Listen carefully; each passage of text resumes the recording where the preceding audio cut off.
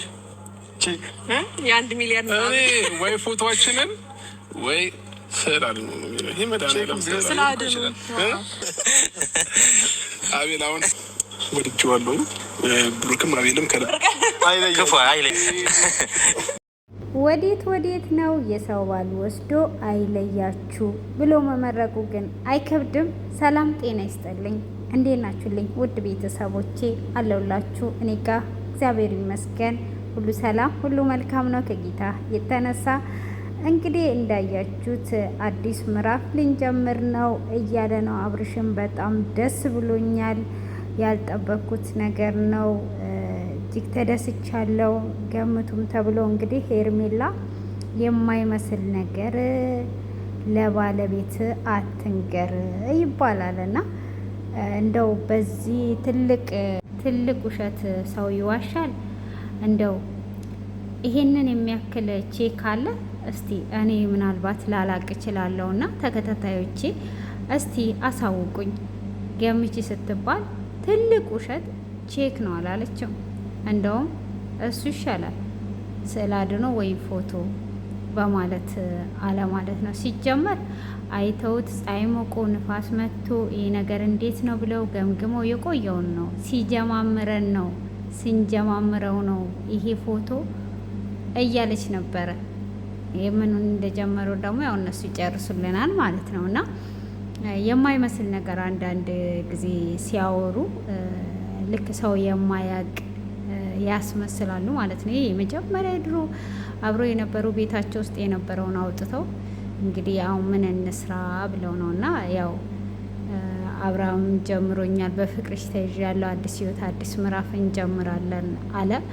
እንግዲህ ሩታ ያወጣችሁ ገና 3 ቀን 4 ቀን ሳይሞላ ቀጥታም ወደ እሷ ቤት ነበር ሄደው። መቼም ቤት ፈልጎ አጥቷል፣ ቤት የለም እያሉ ይገኛሉ አንዳንድ ዘገባዎች ማለት ነው። እና አልቤርጎ መያዝ ይቻላል፣ ብዙ ነገር አለ። እና ያው እሱ የሚፈልገው ስለተሳካለት ቀጥ ብሎ ሄደ እንጂ እሱ ቀጥታ ወደ ህይወቱ መመለስ ቢፈልግ እዚህ ጋር ብዙ ጊዜ ተወርተዋል፣ ብዙ ሽማግሌዎች መጥተዋል፣ እስከ ክስ ምናምን ተሄዷል።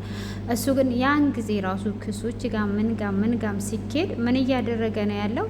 ከሄርሜላ ጋር እየተዝናና ነው ያለው። ህይወትንና ትዳርን የሚፈልግ ሰው እንደዚህ ነው እንዴ? አይደለም።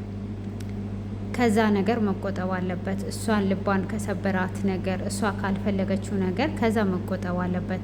የሰው ልጅ ደግሞ የሰው ልብ በቁሳቁስ ሊሸፈን አይችልም። ቤት፣ መኪና ምንም ቢያደርግላት ወርቅ ላይ ባይኖራት ያንን ነገር ያ የሰው ልብ የተሰበረው ማንኛውም ሰው ልብን ሲሰብር ያንን መጠገን አይችልም። ያንን መጠገን የሚችለው ከዛ ከተግባሩ ከመጀመሪያ ከነበረበት ሲርቅ ነው።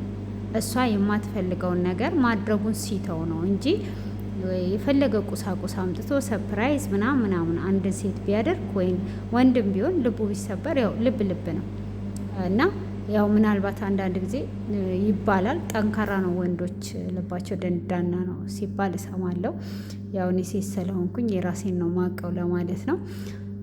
ስለዚህ በቁሳቁስ የሚሸፈን ሳይሆን ከዛ ተግባር የሰው ልጅ ሲቆጠብ ከዛ ተመክሮ አባቱ፣ ወንድሞቹ፣ ሌሎቹ እንደዛ ሲመክሩ ከዛ ነገር ቢቆጠብ ህይወታቸው እንደ መጀመሪያ ይሆናል። በነገራችን ላይ መጀመሪያም ይዩኝ የበዛበት ነገር መጨረሻው ደግሞ ሬት ነው የሚሸተው ማለት ነው። ያው ብዙ አባባሎችንም ባልችል ማለት ነው። ይዩኝ ማለት ላምልጥ መጣ ማለት ነው። እና ብዙ ነገሮች አሉ። እስቲ ቪዲዮ ደግሞ ላስገባላችሁ ማለት ነው። ተሰምቶኛል አይነኝም ልብ ይመኛል በይስኪን አትፍረጂ በኔ አይኔ ጉድ አድርጎኛል እንኳን ላንቺ ቀርቶ ለራሴም ገርሞኛል። ነይስኪ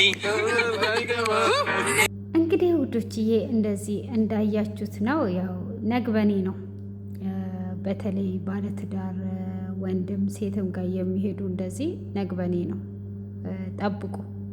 አንድ ቀን ነገር ሲገለበጥ ታያላችሁ።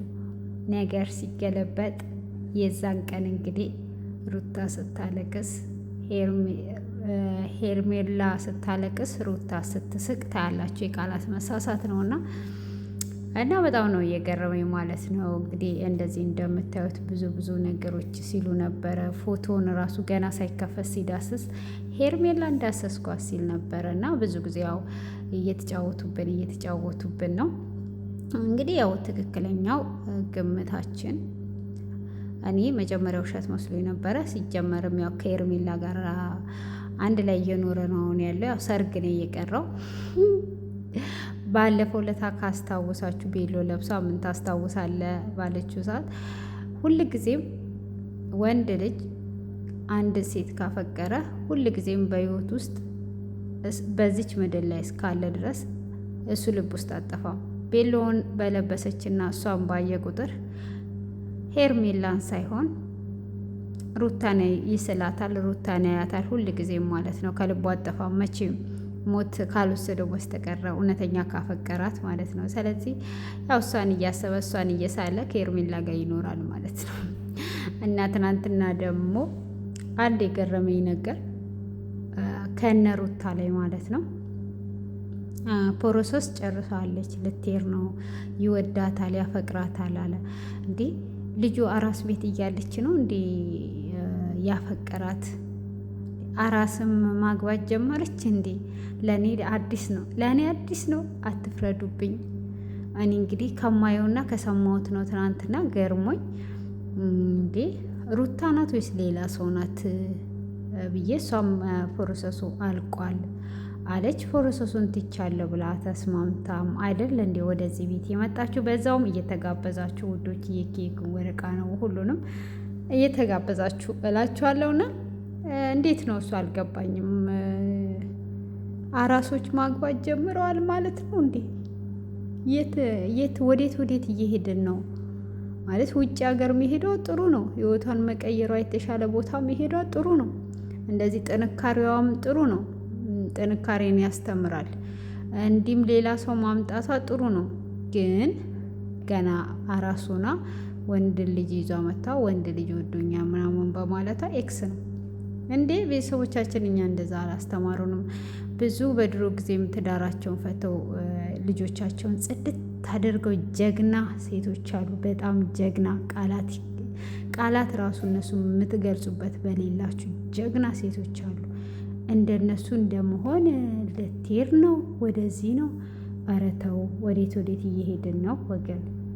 በጣም ነው የገረመኝ ትናንት ሰምቼ ማለት ነው። እና ለማንኛውም የሚመቻችሁ ያው እንግዲህ የሰው ባል ወስዶ አያፋታችሁ ምናምን ብሎ መመረቁ እሱ አግባብ አይደለም።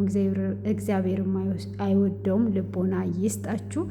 ውድ የተከበራችሁና የተወደዳችሁ የኔ ቤተሰቦች፣ እስቲ እናንተም ደግሞ ኮሜንት ላይ አስተያየታችሁን አስቀምጡ ማለት ነው። እኔ ግን በስተመጨረሻ ሄርሜላ እንደምታለቅስ እርግጠኛ ነኝ። በህይወት እንኑር። እግዚአብሔር በህይወት ከኖርን እድሜን ካረዘመልን የምናየው ይሆናል ማለት ነው። መቼም የማይቀር ነገር ስለሆነ እላችኋለሁ እና ከልብ አመሰግናችኋለሁ። ሁልጊዜም ከጎኔ ስላላችሁ። ምሽታችሁ ያማረ ይሁን፣ ቀናችሁ የተዋበ ይሁን። መልካም ምሽት፣ መልካም ቀን፣ ተባረኩ። ባይ ባይ። በዚሁ እንሰናበታችኋለን። ያው እየበላችሁ እየጋበዝኳችሁ ነው።